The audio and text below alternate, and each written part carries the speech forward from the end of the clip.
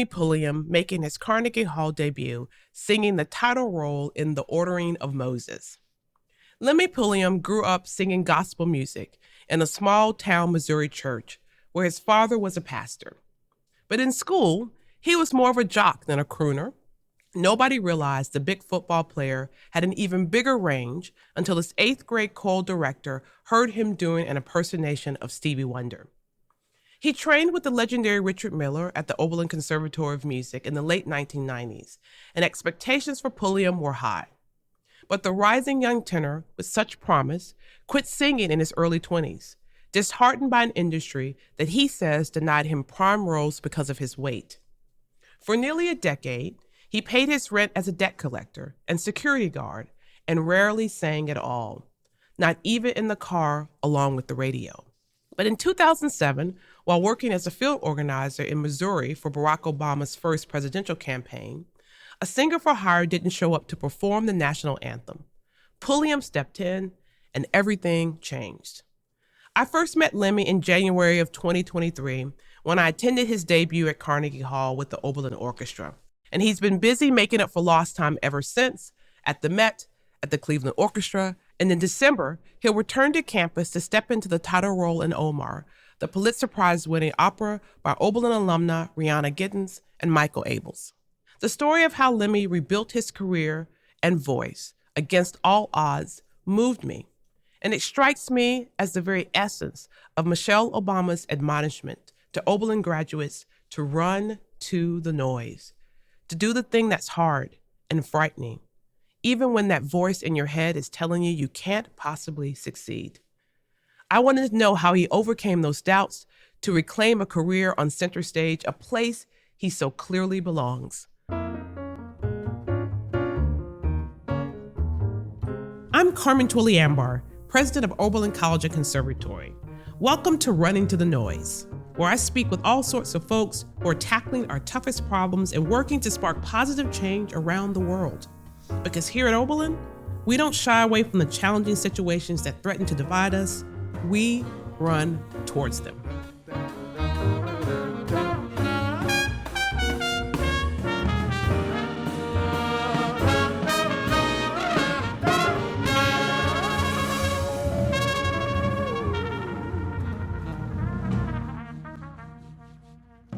So, Limmie, I'm so excited to see you. Last time I saw you, you were making your Carnegie Hall debut. Yes. Yeah, that was awesome. That was a lot of fun. That was a lot of fun. So just so Yes. the audience knows, it was in the title role in The Ordering of Moses, the 1932 oratory by celebrated composer R. Nathaniel Dett, who in 1908 became the first Black double major graduate of Oberlin Conservatory. Mm-hmm. And you were on stage, killing it, as they say. So let's just start there. Tell the audience what that's like to be in that space. It's really hard to describe. I've had the opportunity on a couple occasions to perform in that space, and both of them have been because of Oberlin. My first time there was as an undergrad in a chorus for the Mahler 8th Symphony. Yes. Under the direction of the late, great Robert Shaw. As an aspiring young singer, it was just motivating to be in that space and to see the excellence that was represented on the stage and the soloists and the orchestras and the conductor. And it really gave you something to aspire for. Right. So when the opportunity arose for me to once again return to this space with Oberlin and the Oberlin Orchestra and Oberlin choruses and such a prolific piece as The Ordering of Moses, it was one I couldn't really pass up. Yeah. Because there aren't too many hallowed spaces in the classical music world here in the United States, bigger than Carnegie Hall. Right. And to achieve making a debut there was something extremely special for me because one, most people wouldn't think that at the age of 47, you would be making a major debut at a place Right. like Carnegie Hall. Right. Which I hope inspired others to just really know not to ever give up on their dreams. That's right. And that as long as you have breath in your body, it's never too late to achieve your dreams. We will certainly get into sort of how you got there. But I have to say, as I think back on that performance, there's not very many times that I say a performance had perfection. But I remember that audience. And for those of you who don't know, we were performing before the General Assembly of the United Nations. Mm-hmm. And that audience exploded into applause. And I mean, the kind of raucous explosion that an audience gives a work that has moved them and has changed them.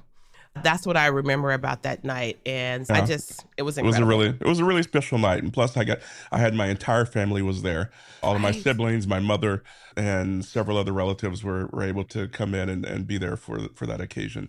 And so it was just extremely special all around. Since you talked about your family, maybe let's start from the beginning a little bit about, what was your earliest musical performance? So I know you sang gospel music. What's your earliest memory of singing? My earliest memories are singing in what we call the Sunshine Band.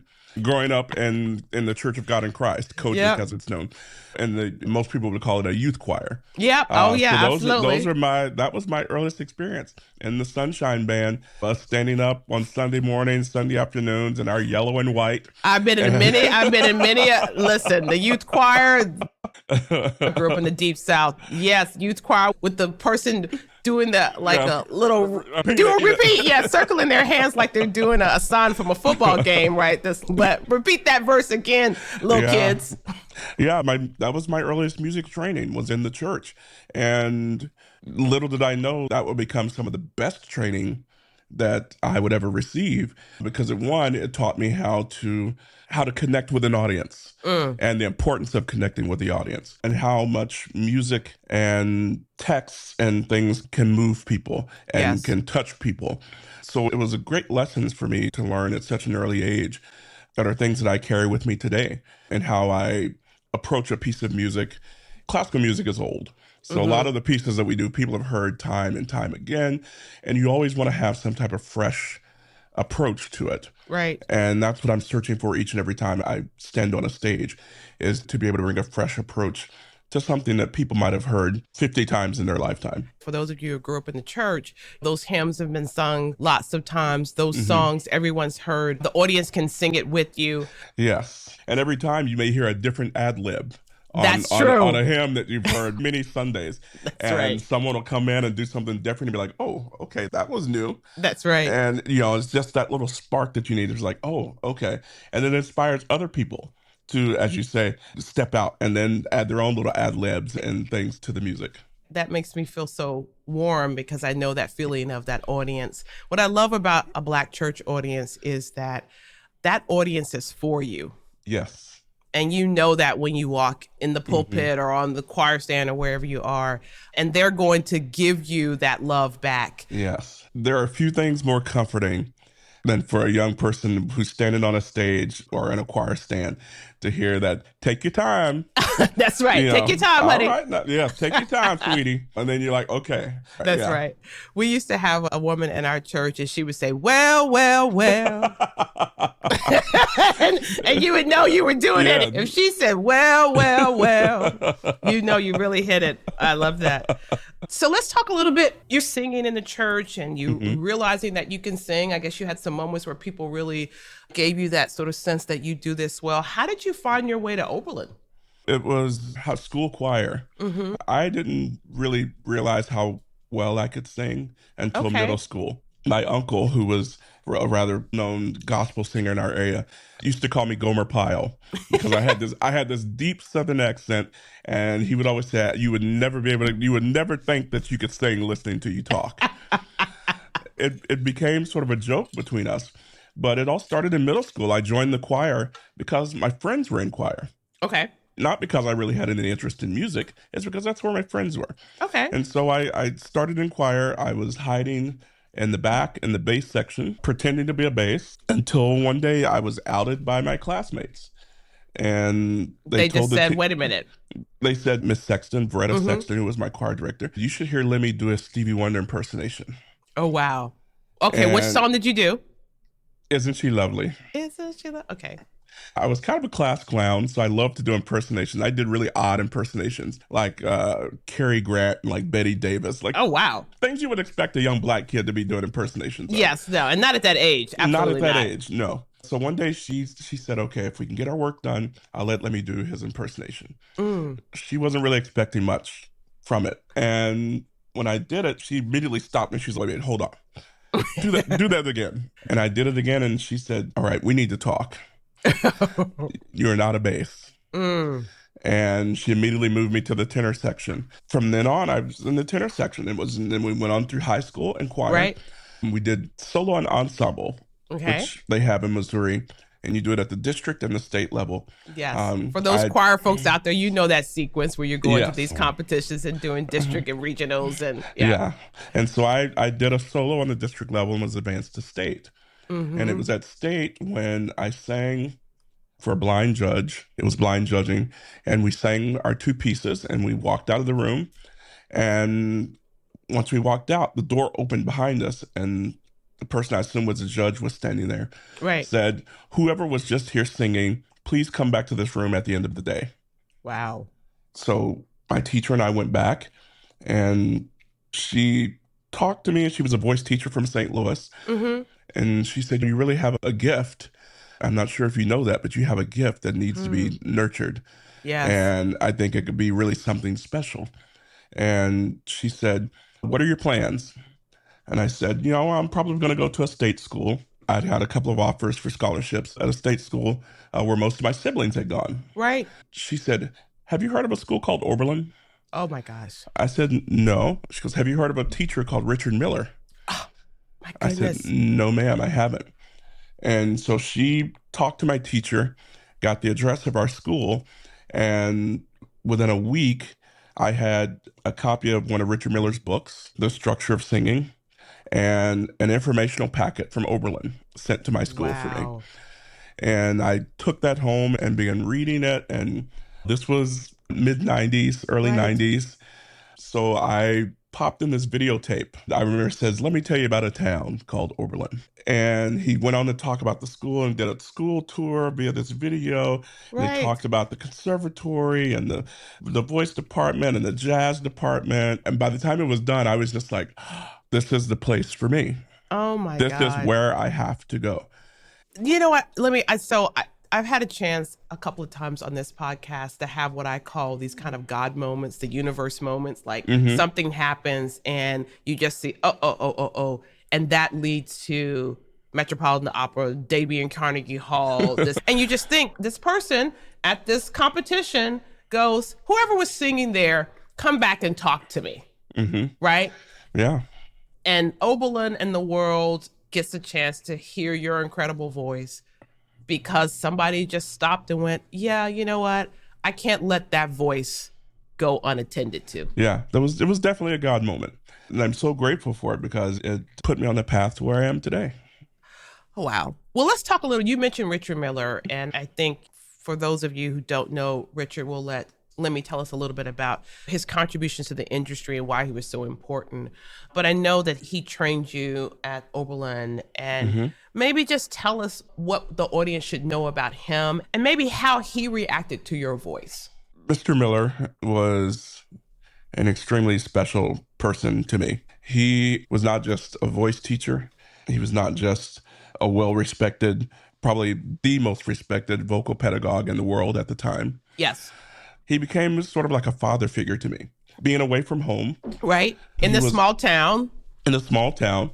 He and his wife became kind of like surrogate parents to most of us within his Right. studio. He began training us, and I'll never forget my first semester.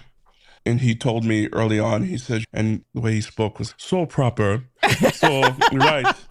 And he said, "Limmie, I don't know if you know this, but very few people come into Oberlin with the level of talent you have. Mm.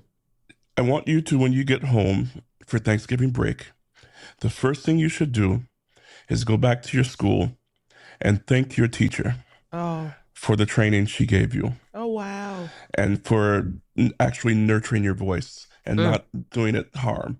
Right. And that left an indelible mark on me Yeah. when he told An me that. impression. And yeah. And so when I got home and I explained this to my teacher, I said, "Miller wanted me to come and tell you thank you." Right. And because she taught me so much without me actually knowing I was being taught. And so I'm so thankful for the people, Veretta, Richard, Right. that God put into my life. Right. Of all these Yes. people poured into your life in Yes. a way that ends up with this incredible result. Mm. Yes. And I couldn't have been there at a better time. We had a great studio, one of the most supportive group of students I've ever met. I used to love our studio classes. If you weren't inspired when you got there, you left inspired Right. because of the level of talent. We had all come from places where we were kind of the big fish in the pond. Right. Right. So it was really nice to finally be surrounded by other people who had that same level of talent Right. and the same and similar capabilities and possibilities for their Right. talent that you had. Limmie is saying that, but at the front of this conversation, we talked about Richard Miller saying to you that you had this kind of extraordinary talent. And I thought I would just make sure the audience knows what people said about you. A friend and classmate described you as an opera god, was the phrase that they used. And Good. they ended up saying that as good as the best of us were, he was 600 times better. He was in another universe. So I Oh, just wow. want the audience to digest that a little bit because I may be biased, but I think I'm right. Oberlin College and Conservatory is the best. Mhm. And so when someone says that the talent that shows up here, that one of the vocalists was 600 times better than everyone else, that is saying something about your talent. So you leave Oberlin and you head out and you do what in those first couple of years? Those first couple of years, I started out and I was doing what we call kind of young artist or educational programs. Mm-hmm. I did young artist programs with Opera Delaware and with Opera Memphis. Yeah. And so I spent time with those opera companies training as a young singer, traveling around the cities, going to different schools, presenting programs to schools. I made my professional debut with Opera Memphis in a small supporting role in Tosca, Yeah. which was probably the best experience I could have asked for. It was just like as we used to say, but I was geeked, you know. Yeah. Just You were like, oh yeah, I'm in it right now. yeah, I'm just the one. glad to be in the number, you know. That's right. And but to be on the stage where I grew up about an hour and a half north of Memphis. That's right. So you're close to home. You're Close this to debut. home. I had hometown people, family, friends in the audience. Oh, they were in there too. Yes, I'm singing in the Orpheum Theater in Memphis, which was yes. the crown jewel of Memphis. Yes, of course. For those of you who don't know, that is considered the spot. Yeah. Yes. And I couldn't have asked for better.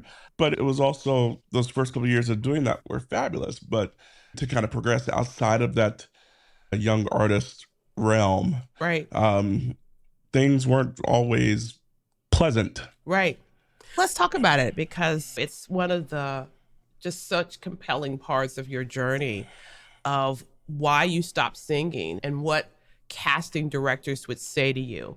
So let's just help the audience understand what was happening that was giving you pause as you were pursuing your career. We would send out information to different companies to request auditions, and you would receive what we call PFOs, which is kind of a short derogatory term for please F off, or rejection letters Yes. Yeah. from companies. Right. I would get little messages or emails from general directors who would have a couple of them. One said, "You have probably one of those most moving voices I've heard in probably the last decade, but call me after you've lost 50 pounds and then I'll give you a live audition." Wow. And so when you have things like that seem to happen time and time again, where it doesn't seem as if the industry really cares about the voices. Right. The voices are what really draw people to this art form. Of course. And I think so many in the industry have forgotten that. And so many people in positions of power and administration and whatnot don't really understand that because they've never been on this side of the curtain. That's interesting. So to speak. Help me understand, Limmie, because listen, I think I'm like a regular audience member of opera. I don't see very many operas where people are waifs necessarily there. Was the industry shifting? There was a shift taking place, and you had very well-known artists at the time were being fired and not rehired by major companies. Probably one of the most famous incidents, they call it the black dress incident. One of the top sopranos in the world was fired simply because she couldn't fit into a black dress that the designer wanted her to wear. Okay. So they wanted to have a singer who could fit the dress instead of making the dress to fit the singer. Wow. And so we're talking now in the early 2000s. We Yeah. are starting to have an industry shift that is choosing what they consider image over vocal prowess. Yes. Their thing was they were wanting to go from a realism on stage. And I'm thinking, am I not real? Even as a person of size, I experience the same emotions that someone who's 150 pounds experiences. I love, I hurt, I feel joy, I feel pain. Yes. It was a shift that I didn't quite understand. Right. And I became quite resentful. Mm. Um, I wanted to talk a little bit about your emotional sort of framework at the time, because all of us sometimes deal with rejection and things that don't go our way. A consistent kind of industry approach that says that the work that we do because of what we look like isn't valued. That's hurtful. it is. That's And I hurtful. was very resentful to the point where I was sort of selfishly walking away from the industry in a way and Mm, saying, this industry doesn't deserve me. So why am I going to continue to? right. Why am I casting my pearls before swine type of Exactly. feeling, right? Yes. Yeah. So I walked away and I didn't just walk away from classical music. I even stopped singing gospel. Mm, I stopped singing everything. You couldn't pay me to stand in front of an audience to sing wow. once I walked away. And I'm assuming that your gift is obviously close to you. It means a lot to you. So you're in this period of time where you are not giving your gift to anyone? No, I was the son of a preacher. So even my dad would try to convince me to come and sing at his church, and I would make up every excuse I could not to. Now you're not singing. What are you doing? I Managing your life? How are you making income? What are we doing while we're not pursuing this thing that we've already talked about? The universe has destined you to do it, right? The right. universe has plucked you out. Someone said, who's this voice? Got to go to Oberlin. And you're not singing. What are you doing? I worked odd jobs. I started working in collections and utilizing So my you're the person who's calling people on the phone, Limmie. I was, and I was good at Using your voice to say, hey, yeah. pay your bills Pay here, your people. bills. But I was one of those people that I always, I never yelled at anyone. I never berated anyone. I just talked to people like the way I wanted to be talked to. I was going to say, you sound like a kind voice to say to me, you're a Yeah. couple $100 behind on the Yeah, water you're a little bill. behind. Let's work together. Let's get this thing figured out. And I'm the last person going to call you before they send this to the legal departments. Yeah, I can so help let's you. see I if we can can do help you this. out here. I can Oh help my you. goodness. I worked in collections and was able to use the language skills that I had built up as in studying different foreign languages, Yes. French, Italian, Spanish. Yes. So I You hope know, the audience knows that, and this happens here at Oberlin as well, but all of our students who are in opera are learning other languages, singing in other languages. This is an important part of the skill set of our operatic voices. So, when you hear them singing in those languages, oftentimes they've been studying those languages and getting the diction right. That's why you had that skill set of speaking in yes. other languages. And it came in handy. There just happened to be one day where someone needed help on a Spanish call, Mm-hmm. and the Spanish translators that they had hired were both busy. Mm-hmm. So I said, I'll take the call. I said, but you don't speak Spanish. I was like, I kind of do. And so I took the call and we were able to secure the payment and get everything done. And from then on, I was doing foreign language calls. Oh my gosh. Yeah. So what other, so your collections, other odd jobs you were having as you were kind of making your way? I went into the security field, which is where I began working for Clear Channel Entertainment. And I was a supervisor with them for a number of summers, working for the largest concert tour promoter in the country. And so we were based in St. Louis. We would do concerts throughout the summer in St. Louis, and then we would Right. have a group that would travel throughout the Midwest to kind of help at other venues, Kansas City, Indianapolis. Yeah. So you're doing the concert series that come through town. You're Yes. doing security for whatever the big names are at the time. Jay-Z, Snoop, Oh, there you go. Alicia Keys, Yes. Pink, Usher, a lot of big names. But after doing that for about 5 years, I Right. was approached by my boss, who was the general director of the amphitheater. And he said, we've been sending you guys all these other places, but Clear Channel doesn't want to take on the liability anymore. Okay. He's the one who put the idea in my head of starting my own security firm. What? He said, you can have all of our employees. They're already trained. We've already paid for their licensing. And you can hit the ground running with your own firm. Oh my And goodness. so I did. And Were within you thinking about music at all at this time, Limmie? Was it just a distant thing? Is it come up in your mind? Or are you just saying this career is over? What are you thinking? At that point, I thought the career was over, but I was still satisfied in the sense that I was still surrounded by music, Okay. but was just behind the scenes. Right. And did Not on anybody stage. know in your circle there your voice and what your skill set was? Yeah, a few people did. Okay. A few people did. My immediate boss, my immediate supervisor, And a couple friends who I invited in as partners Right. with my security firm, they knew. They would, from time to time, try to get me to sing, and I would just be like, no, I don't do that anymore. Sorry. But along those lines, when I grew up, my piano teacher was Sheryl Crow's mother. Oh gosh. Okay. Um, in high school. And so every time I would see Cheryl, On she stage or would something. she Yeah. would yeah, we did several events with her through my company. And even though I was working, we would be walking her to the stage and she would be saying, you need to be singing. You're Mm, supposed to be singing. Why are you not singing? You need to be singing. mm. And I don't think there was a time I saw her that she didn't just come at me and say, why are Why you aren't not you singing? singing? So that little voice was always in the back of my head, Okay. but it wasn't enough to make me want to go back to what I had left. Right. If it was going to be that way, I didn't want any part of it. Right. Those of you who there was an incredible story about Limmie in the New York Times that recounts the story of kind of how you came back to music. Maybe help our audience understand how you come back and what that day was like, by all accounts, kind of reigniting your career. Yeah, so it was 2007. I was working as a field organizer for Obama's first campaign. Okay. I was overseeing the 5 most southern counties in Missouri. And we were doing a local event, and they had some surrogates that they had sent in for these events and whatnot. So I'd invited someone to sing the national anthem. Right. As we see at all these events, right? Yeah, Someone gets up there and sings it. Great. Let's hear great. the candidates. Exactly. That's right. And we were all set, and the day of, they get cold feet.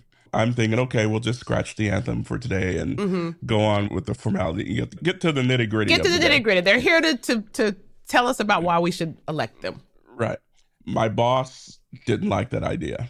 Mm. He says, well, can we get someone else to do it? And I said, I don't know of anybody else who could do it on such short notice. Right. And he says, well, didn't I read on your resume you used to be an opera singer? I said, used to be. It's been Yes. several years since I'd sung at all in public, over 5 years now. Yes. I don't, he goes, how bad could it be? I said, Okay. it could be pretty bad. That's right. I have no idea what's going to come out of my mouth. That's the thing. And Wow. he goes, I don't think anybody would notice. I said, but I would notice. Yes. And I was like, I have standards that if it's not up to those standards, then I'm definitely going to notice. And I would be horrified. Mm. But he insisted and insisted. And so I finally go off to a quiet place and just start searching for a key in which I could do it in that was comfortable enough because Oh my gosh. the anthem has a wide range. Yes. And it's not the easiest piece to sing. It just is not. isn't. It is not. And so I found a comfortable key. I stood in front of that audience and I sang it. Before you say that, I mean, you walk up to the stage, how are you feeling? I mean, I was so nervous. I mean, my stomach was like in my throat because I had no idea what was about to come out of my mouth. Right. And you hadn't done this in 5 years. And now you're up before an audience when you're not even singing at your local church. Right. And so I stand there and I start singing. And by the end of it, it almost as if I had kind of disassociated myself with what was going on. Yeah. Out of your body a little bit. Yes. And then afterwards, the people clapped. And then several people came up to me because it was in my hometown. Oh, it's so nice to hear your voice again. It's blah, blah, blah. And it was then as I began to kind of tinker with the voice a little bit afterwards. Did it just open the door in a way that you hadn't planned?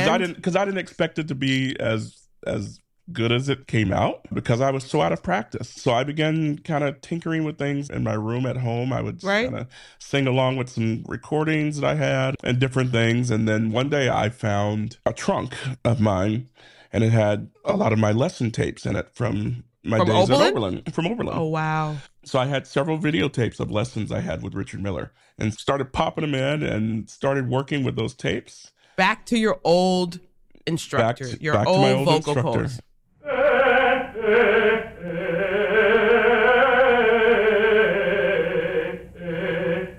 Have we worked any in upper range in this position?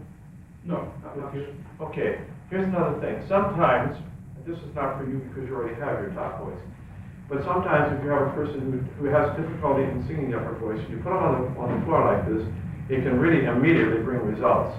Because instead of reaching for it, they're now compact in the body, and it allows the larynx to do its own work. Do for me once. See if you can feel comfortable about that position.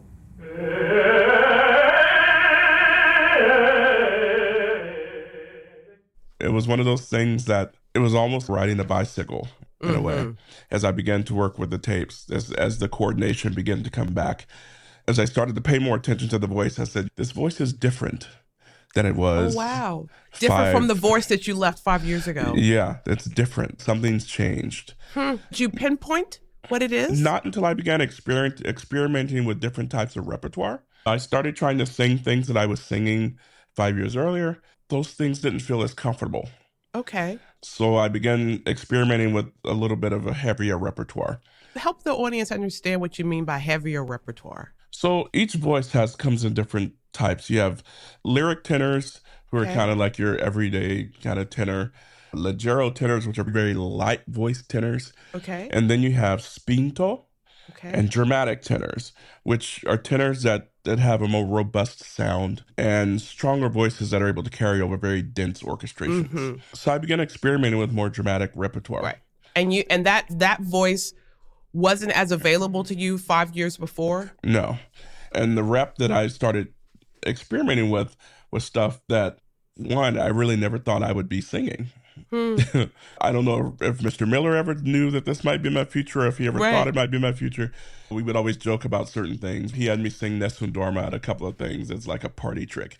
And you're like, okay, that's it. One time, don't touch it again for another 20 years. Wow. Nessun Dorma, Otello, which kind of became my signature role, Canio in I Pagliacci. I'm beginning to start looking at Wagnerian repertoire now. So it was a complete change for me. Wow. On the type of repertoire and the type of voice that I was so used to hearing internally myself had completely shifted. Wow. And what I really thought in the beginning was kind of maybe I wasted time by not singing over those years. Really turned into a blessing. Wow. That you've come to know that was necessary. Maybe it was necessary. Change, this break. Yeah, it allowed the voice to kind of settle and mature and to grow without me putting the extra miles on it, so to speak. Wow. What an incredible lesson for all of us, right? But certainly our students. You know, sometimes things that seem like setbacks are just you falling forward, right? It seems like it's the worst thing that's happened. Yeah, I jokingly say I'm 48 now, but my voice is 36.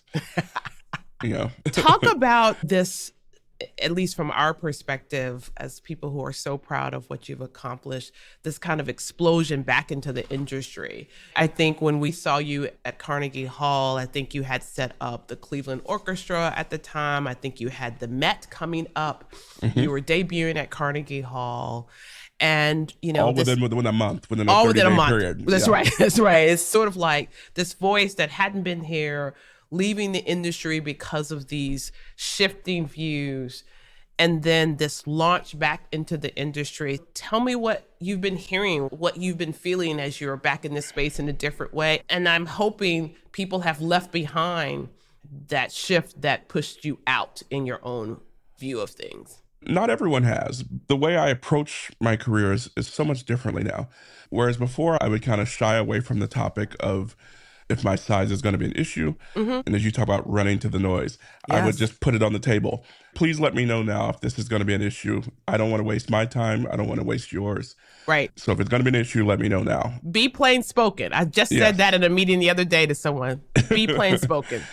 Yeah. So when my current agent, when I went and auditioned for them, I said to her, I was like, I don't know if my size is going to be an issue for you. I said, but I want an agent who I know is going to fight for me in rooms that I can't get in myself. That's right.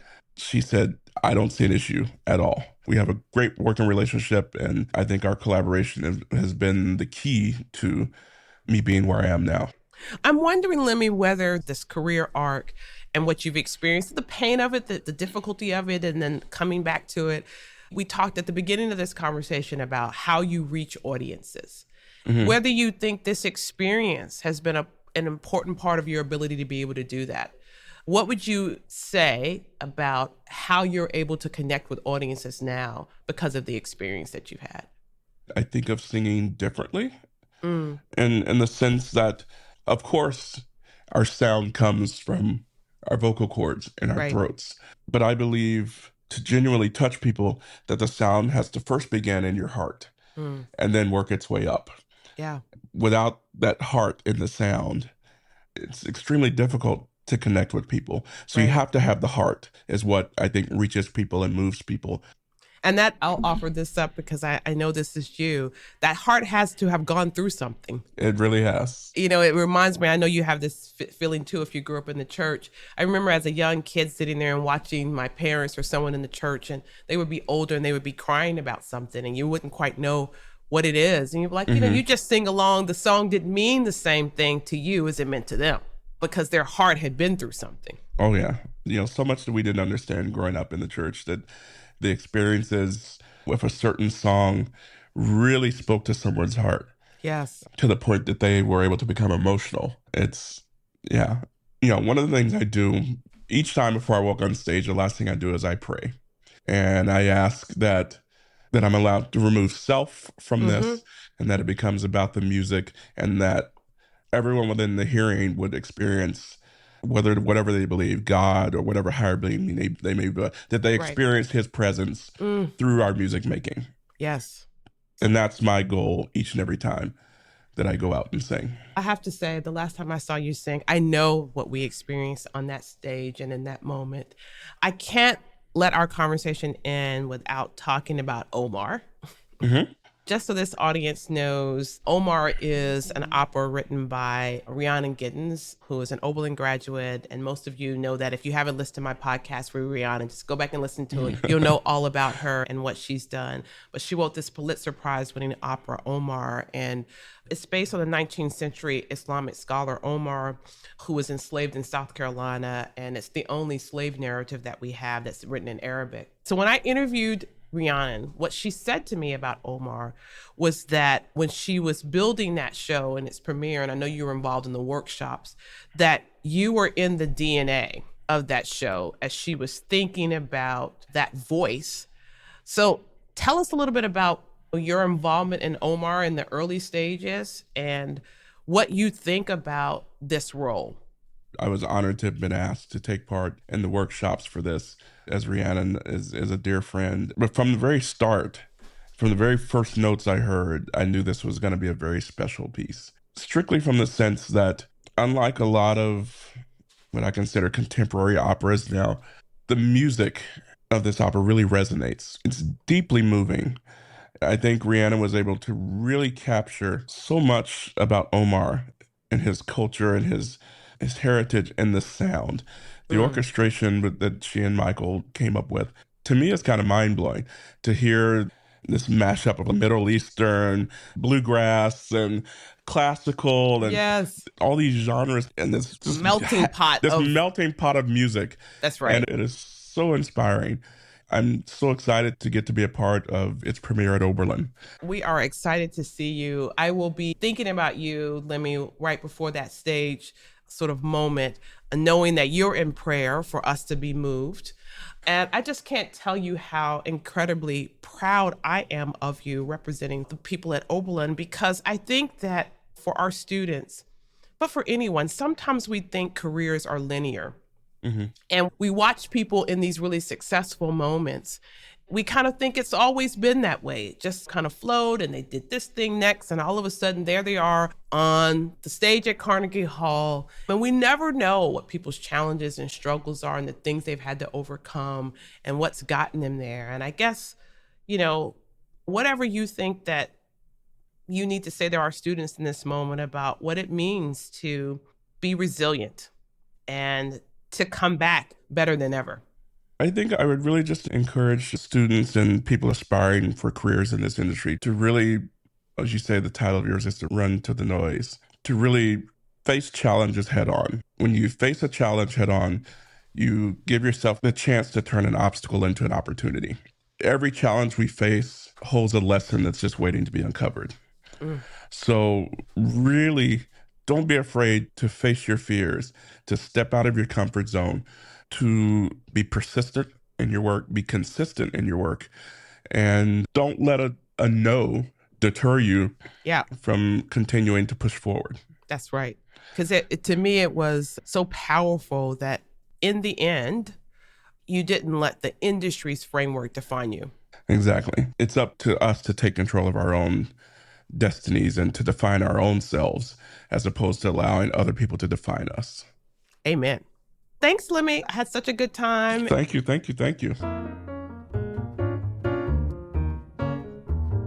Thanks for listening to Running to the Noise, a podcast produced by Oberlin College and Conservatory. Our music is composed by Professor of Jazz Guitar Bobby Ferraza and performed by the Oberlin Sonny Rollins Jazz Ensemble, a student group created through the support of the legendary jazz musician.